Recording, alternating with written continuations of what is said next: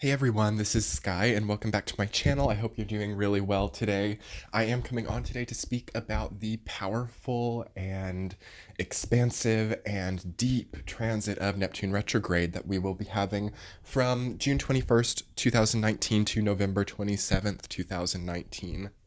And I feel that leading up to this transit, we all have to take a step back and look at the bigger picture of our lives and the bigger picture of our sanity, our inner world, and our connection to those that we love and what we think that that is. So we have a lot of looming presence of consciousness around us with this transit. And what do I mean by that? With the Neptune retrograde, there is a lot of emphasis on one's psychology, on one's inner head space, inner emotional environment. This is not a transit that tends to represent itself extremely on the outside world.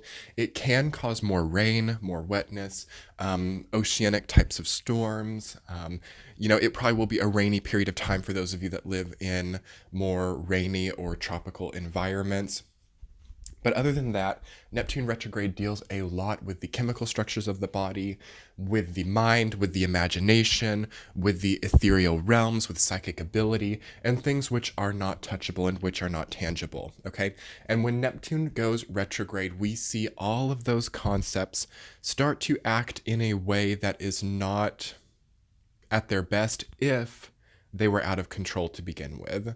So all of a sudden, we're coming into June, if you're listening to this video in June, and we are moving towards the end of the month, and we are seeing, wow, a lot of the issues in my life, or the pain in my life, or the insecurity, unsureness in my life is stemming from my own inner world, or stemming from my own psychology, my own head. There is a connection to my anxiety, or my paranoia, or my depression, and my location, or my status of rest. There is a sense of drawing the dots suddenly with Neptune retrograde, as we have at the end of June, moving into July, 5 planets retrograde: Saturn, Jupiter, Pluto, Neptune, and it will be Mercury soon as well.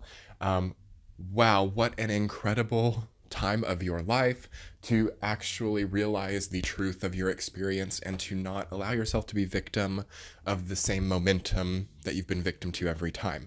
So yes, sudden shift in momentum, sudden shift in what you thought you were going to accomplish, where you thought you would be, where you thought you would be going, the things you thought you would stop suddenly expanding and becoming beautiful again, sudden reinvention, sudden new types of connections, things that you used to love feeling very uncomfortable, things that you used to feel very uncomfortable feeling very loved.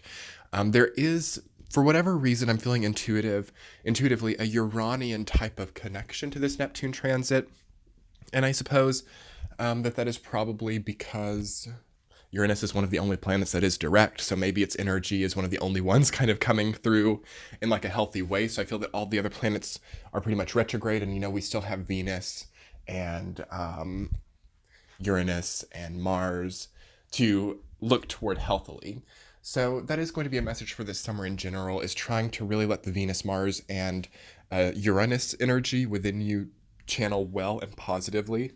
Looking toward love, looking toward desires, looking toward innovation, and seeing how all of that can build you and streamline you as you start to deal with these issues of luck, transformation, psychology, emotions, communication, as all of those ideals and concepts and parts of you start to be reflected on and start to be seen in truth and reforged. It's going to be really nice to look towards love, desire, and innovation and see how they can healthily operate on their own. So this is going to be an important time to have a system in place. So as you're moving towards the end of June, one of my biggest recommendations is to have an idea of what's happening, not to be sort of going with the complete flow of things. Neptune retrograde always comes with a suggestion to not just be riding by the seat of your pants. It is a period of time that can bring a lot of chaos. Although it is more difficult this time because we have Saturn retrograde. We cannot just look to structure and routine and the predictable thing that we've done every time to be a guideline and a natural ease that falls in this time. So yes, there is going to have to be an innovation placed on the status quo of what we used to do how we used to get out of these types of situations, how we used to recover, how we used to rise from a rock bottom. Because yes, some of us can find a rock bottom during this time, but I do feel that due to that not being solved in the easiest way, it's a much more wholesome solution to difficulty or rock bottom.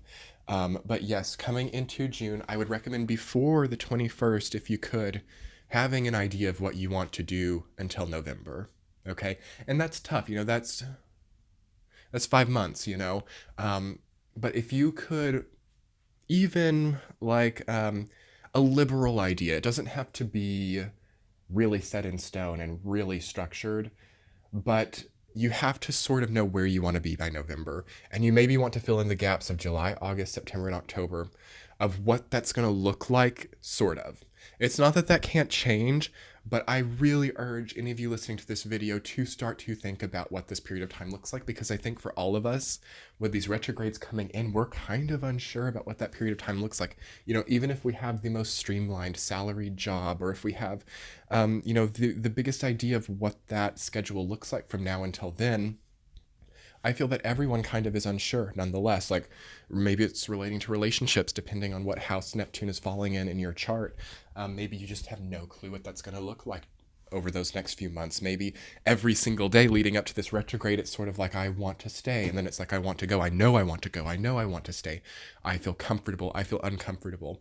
It is a transit, Neptune retrograde, that lends itself towards not being able to decide how we feel about things.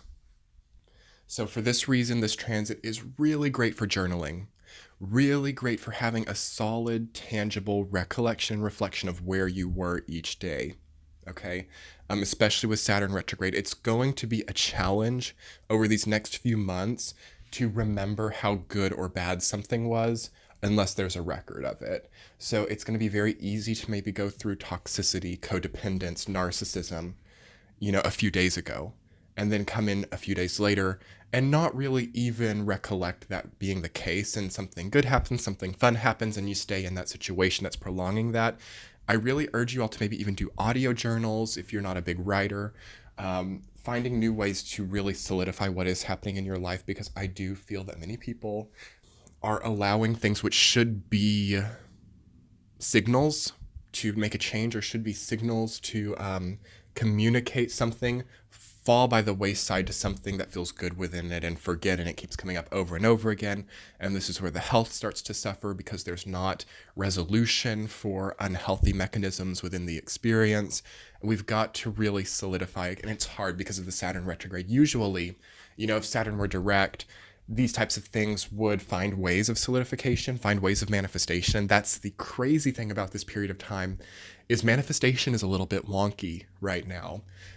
It is, because, you could see that you're going through codependence, toxicity, difficulty, and at the same time, there's a lack of manifestation and solid grasp of that. So, maybe the relationship is really difficult. Maybe the job has no longer given at all an equal amount of what it's taken from you.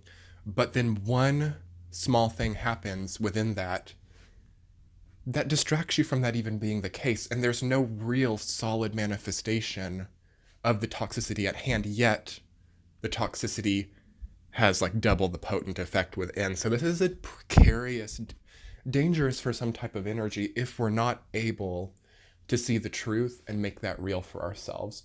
Very easy to succumb to disillusionment, very easy to succumb to revoking the truth, rebuking the truth, because of a sweet spot within the poison that exists. Again, we have Pluto retrograde as well. So poison, that which is hindering us, can be confused to be something else. We can become addicted to poisons. It is an addictive energy here. Be wary of what you take on during this time. You've stopped smoking for a while. Not a good time to think that you can just have one. Not a good time to think you can have one drink. Or if you've never really drinking before, not a good time to start drinking. Anything that is picked up during this time, sort of unawarely, without discernment, will want to stay. This is a perfect type of energy for parasites, for leeches, for any type of person who is very clingy, people who don't let go, people who have a strong grasp. But those types of things will struggle to be identified at the same time. So do you see kind of why this transit deals a lot with psychology, deals a lot with the dream world, it deals a lot with hysteria as well, because it is difficult to signal and identify what is real. How do I actually feel about this? What actions do I actually need to take? What is real? I am thankful that at least we have Saturn and Pluto in Capricorn, even though they're retrograde. It maybe mitigates this slightly, but it's retrograde, so it starts to act more like Saturn or Pluto in Cancer. But nonetheless, there is still an earth element within it. And we have Uranus and Taurus as well, which is direct. I think that Uranus and Taurus direct motion right now is a big blessing, and there always is one, because that gives us really solid, secure, innovative pull. So it's not impossible. There's a very lofty ability to innovate your life, to have a similar situation that is secure and stable become new and splendid in some way and beautiful. Uranus and Taurus is like a revamping of beauty ideals. So you really can innovate the beauty of your life during this time and not feel like you have to change it drastically at the same time, finding that sweet spot. But yes, we have to be really aware of how our minds play tricks on us, of how people who are tricky people, riddly people, people who what do I want to say? People whose end games are unapparent.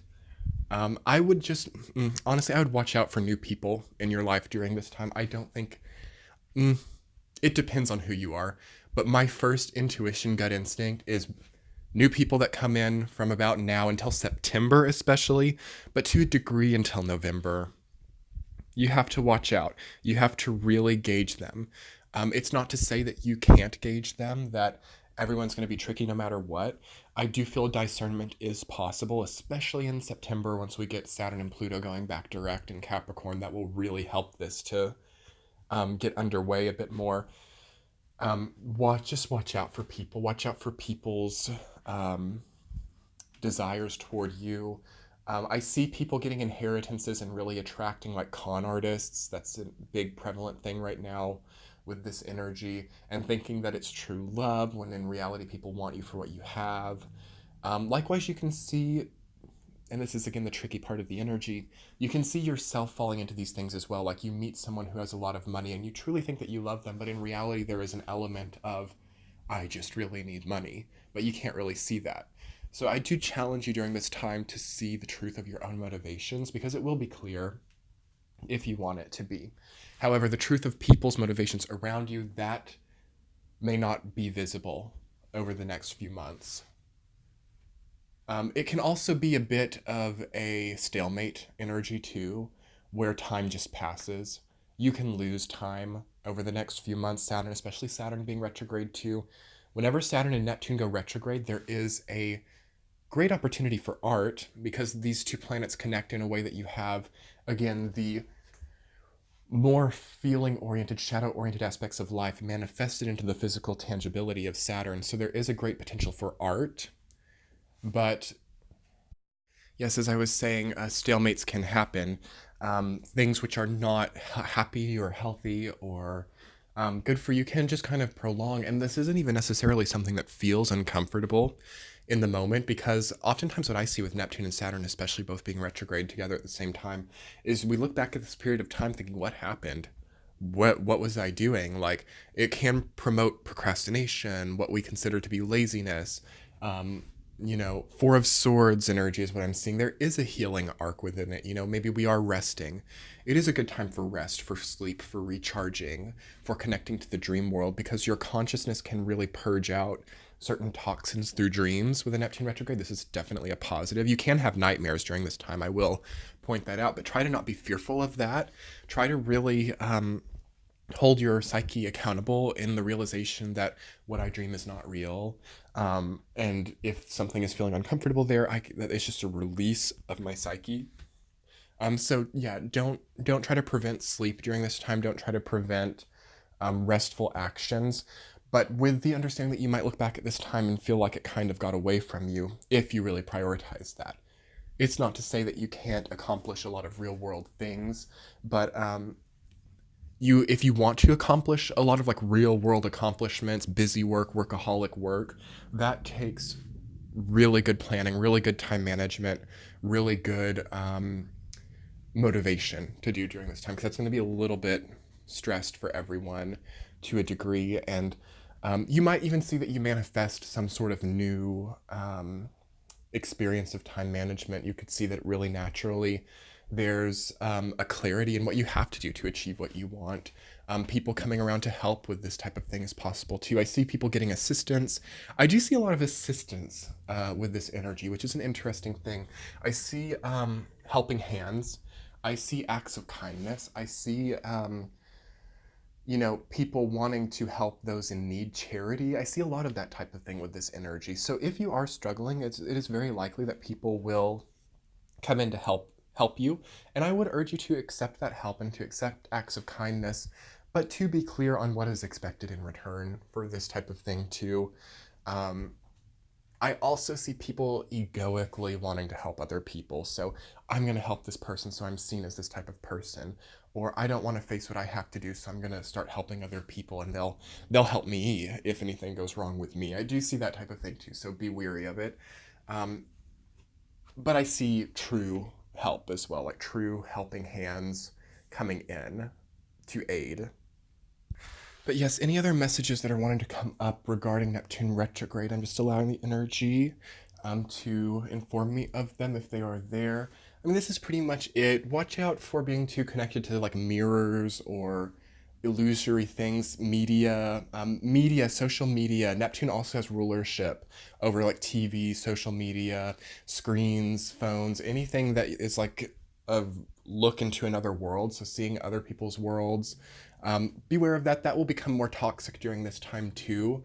I would try to urge a bit of detachment from it. Like even if it's your job, like it is for me, like really try to find and cultivate your life outside of anything that deals with other people's lives. Okay, that's a big thing with this energy, actually.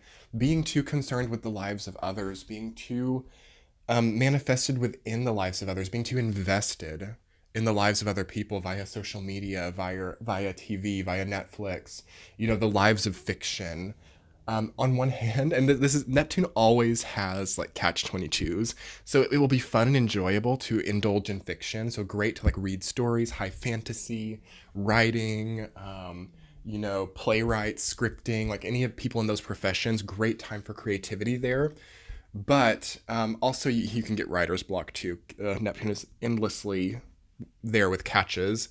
But watch out for being too invested in this type of thing too, because you can see that again, time just disappears and there's really no investment into like your body. You might gain weight, your skin might break out, you might see that your appearance just is not really appealing to yourself if there's too much investment in the lives of others. So definitely you have to invest some time in yourself and what you want to project and balance that, But I think that luck is totally possible with this transit. We have Jupiter retrograde, so we can't rely on luck. But I do think that many people will be blessed and will find ways to bless their lives with their own ability and their own action during this time, their own, psychological strength. And always remember that if you're feeling like worried or scared or, fearful, because Neptune retrograde can evoke fear.